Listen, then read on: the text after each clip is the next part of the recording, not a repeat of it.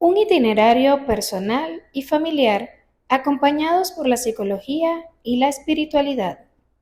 Presentado por Psicodata Venezuela, la Escuela de Psicología y la Parroquia María Trono de la Sabiduría de la Universidad Católica Andrés Bello.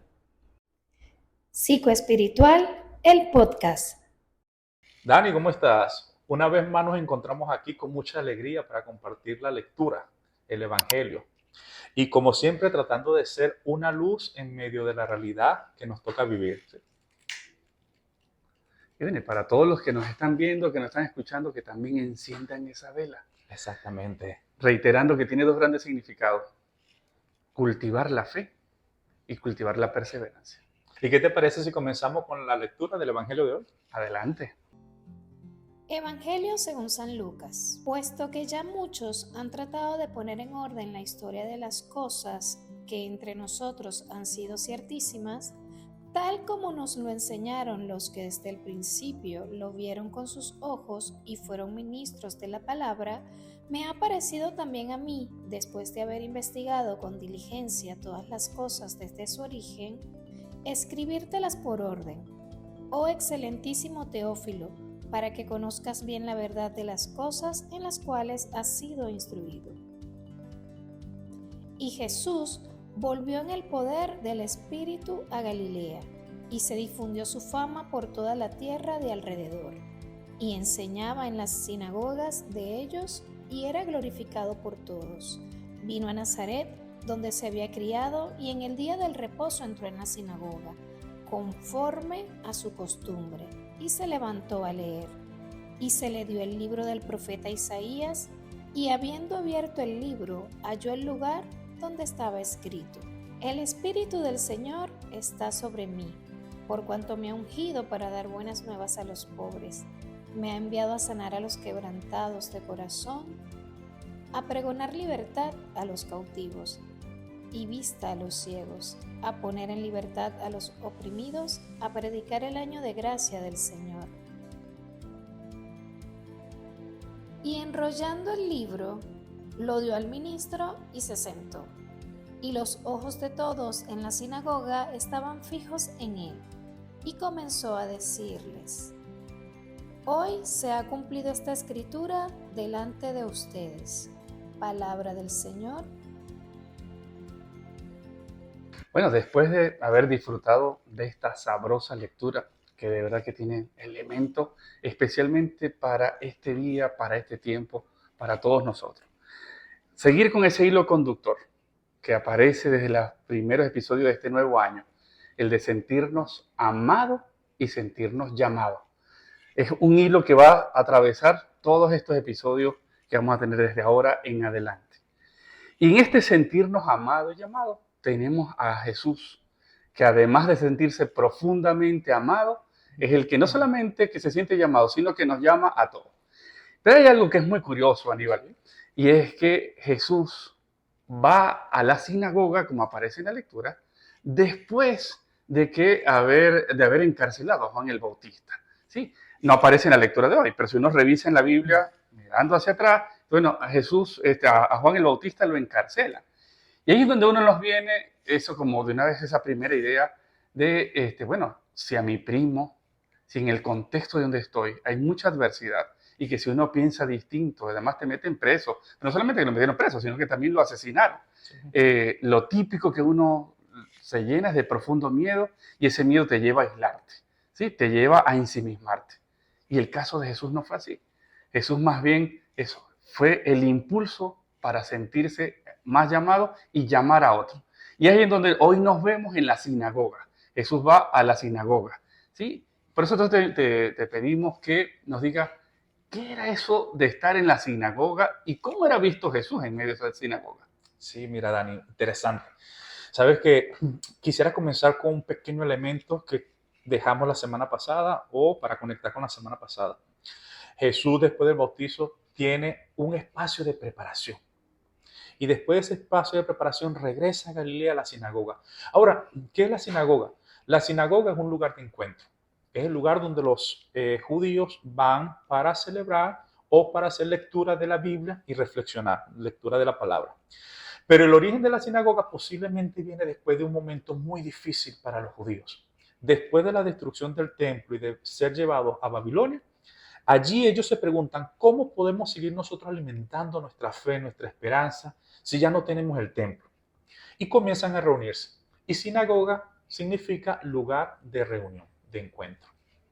Y bueno, el hecho de estar en un lugar de encuentro cuando todo parece estar destruido, yo creo que es una de las grandes lecciones de esta lectura.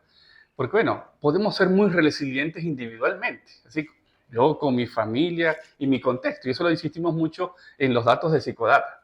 Pero precisamente la invitación desde esta experiencia bíblica, pero también de la experiencia que tenemos todos, es bueno, cómo poder ser resilientes sociales. Y esa es la invitación. Pero eso no surge para nosotros como cristianos, como lo que queremos crecer en espiritualidad, eso no surge de la nada. Y ese es precisamente el siguiente paso que tenemos en la lectura de hoy, donde Jesús dice, el Espíritu del Señor está sobre mí. Explícanos qué es eso. Y sobre todo, qué es eso de espíritu, porque tiene a veces como muchos significados y puede de verdad ser interpretado como de muchas formas, ¿no? Sí. Voy a dar otro dato. En la sinagoga posiblemente no estaba toda la Biblia, sino que ven algunos rollos, porque era muy costoso, tanto escribir como el material para escribir. Eran unas actividades que costaban mucho dinero. A Jesús le dan un rollo y en ese rollo está ese texto de Isaías, donde dice el Espíritu del Señor está sobre mí. Posiblemente en Isaías, si era el texto en hebreo, aparece una palabra que es ruah. Y la ruah, porque es femenino, es el aliento de vida. ¿Dónde nosotros vemos eso? En el Génesis. Dios crea al ser humano y le sopla el aliento de vida. Dios no se queda con el aliento de vida, sino que lo da.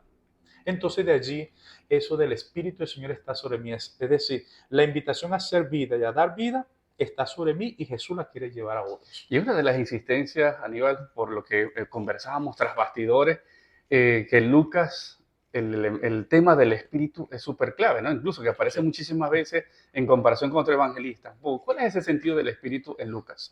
Sí, para Lucas, que le llamamos el evangelista del espíritu, va a ser muy significativo porque el espíritu es el que va guiando la iglesia en medio de todas las dificultades hasta el confín de la tierra. Y por eso en el Evangelio de Lucas aparece el Espíritu constantemente, pero después en Hechos de los Apóstoles, que es la iglesia ya andando, acompañada por Jesús, pero a través del Espíritu, aparece mucho el tema del Espíritu. Es decir, es esa iglesia que en medio de las dificultades va dando vida en el contexto donde se encuentra. Y, por supuesto, superando las adversidades que se le van presentando con ese Espíritu Santo que le va impulsando. Iglesia es encuentro. Iglesia es eso, comunión entre personas. Sí. Iglesia es esa capacidad o es la invitación más bien que todos tenemos a salir, ¿sí?, de nuestros ensimismamientos y para convocarnos, ¿no?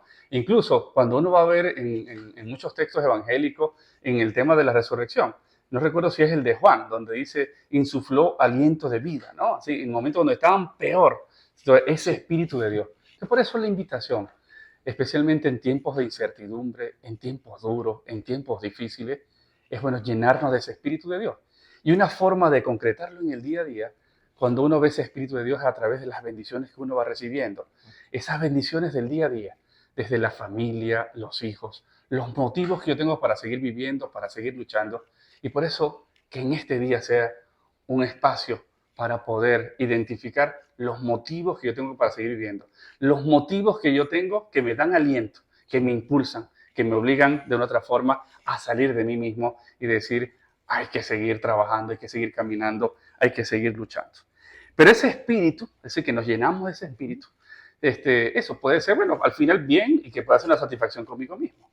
La lectura, el siguiente paso, donde aparece Jesús, ¿sí? Bueno, el Espíritu del Señor está sobre mí, pero me ha ungido para, ¿sí? Sí, el tema del llamado, como vuelve a aparecer en ese hilo conductor. ¿Sí? Me llama, me unge para algo especial. Entonces, por eso, por favor, explícanos qué es eso de ser ungido y ese ungido para. Sí, dos cosas. Lo primero es que la palabra ungido en hebreo está relacionada o la raíz es de Mesías.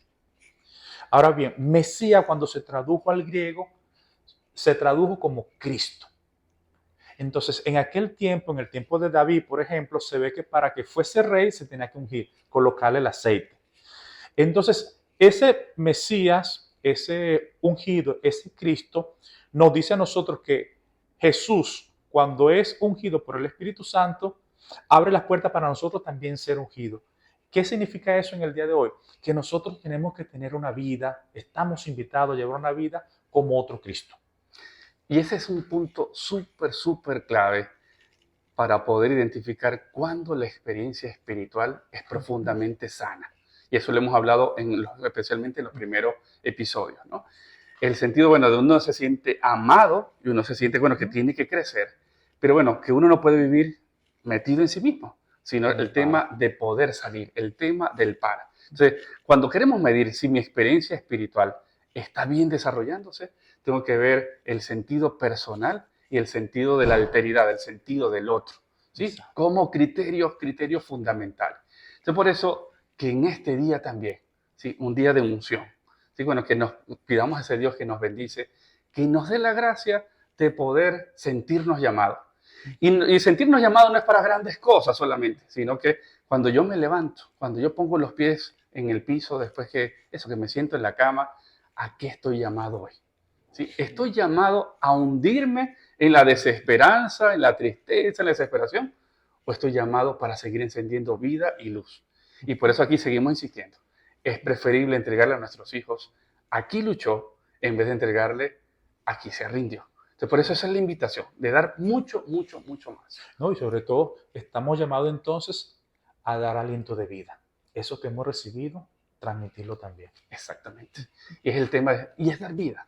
Y al final dar vida es decir, mire, nadie nos tumba. Seguimos caminando, seguimos luchando. El otro elemento también, bueno, está el tema de predicar el año de gracia, todo el tema del jubileo. Pero bueno, si nos dedicamos a trabajar esto ahorita en este episodio, estas mujeres que están aquí tras de las cámaras, ¿sí? Ojalá la pudieran ver ustedes, de verdad nos van a insistir, que bueno que ya se terminó. Pero bueno, vamos a desarrollarlo en los otros episodios, ¿no? Pero lo que sí es terminar este episodio con esa expresión también donde dice Jesús que es categórico, es contundente. Hoy se cumple. El día de hoy se cumple. Y ahí te hago dos preguntas. ¿Qué significa eso? Hoy se cumple. Pero además que lo escriba el evangelista Lucas, que según lo que tú nos has ido enseñando, Lucas escribe en el año 70, 80 del tiempo de la nueva era. En ese tiempo cuando escribe Lucas, que hoy se ha cumplido, era que todo estaba perfecto, todo estaba bien, estaban los cristianos viviendo en la máxima armonía, en la máxima esplendor. Pues no, mira, Lucas, que es un doctor según textos bíblicos, según el Nuevo Testamento, escribe para la tercera generación. Es la generación que le ha tocado vivir la destrucción de la ciudad y la destrucción del templo. En ese contexto, Lucas escribe para animar a las personas y recordarle que en medio de las dificultades se puede ir construyendo un año de gracia. Si en el exilio nace la sinagoga como lugar de encuentro para recordarnos que no estamos solos y podemos luchar juntos, aquí Lucas nos coloca un hoy que es atemporal, según los exégetas, y ese hoy significa que hoy, en cada momento de dificultad, estamos llamados a hacer un año de gracia, es decir, a reconocer que se puede seguir construyendo realidad en positivo. Y ese hoy hace referencia a que cuando lo escuchamos no es algo bueno que sucedió, no, sino que se nos sigue insistiendo. Y por eso otra vez reiteramos el de sentirnos amados y sentirnos llamados en este día, en medio de las bendiciones, en medio de las adversidades, en medio de los días claros y los días oscuros, en medio de los días soleados y los días muy lluviosos. Entonces la invitación por eso es sentirnos llamados en el día a día, cuando nos levantamos, cuando estamos en el trabajo, cuando estamos en la familia, cuando estamos en cada uno de los pasos que vamos de verdad dando día a día. Por eso, esto no lo podemos hacer solos. Vamos entonces a pedirle a ese Espíritu de Dios que nos llene de vida, que nos llene de bendición. Y por eso vamos a terminar este sabroso encuentro con esta hermosa oración. Padre Santo, gracias por amarnos y llamarnos para algo especial. Que en cada instante de nuestra existencia podamos experimentar tu presencia y tu compañía. Llena nuestros corazones de tu Espíritu Santo, ese aliento de vida que nos renueva y transforma. Infúndenos tu fuerza vital, esa energía que nos impulsa a seguir adelante, especialmente en medio de las dificultades y los desafíos.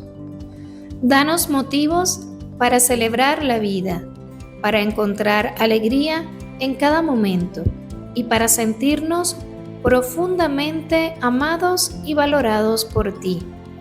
Inspíranos a salir de nuestros propios mundos y a dirigir nuestra mirada hacia aquellos que nos rodean, necesitados de una palabra de aliento, de un gesto de cariño o de una mano amiga. Ayúdanos a ser instrumentos de tu amor, levantando a los caídos, llenando de luz a los que viven en la oscuridad y dando esperanza a los que se han rendido. Aunque no veamos los frutos de nuestras acciones, que siempre podamos seguir entregando lo mejor de nosotros mismos, confiando en que tú multiplicarás nuestros esfuerzos y acostándonos cada noche con la satisfacción de haberlo dado todo. Amén.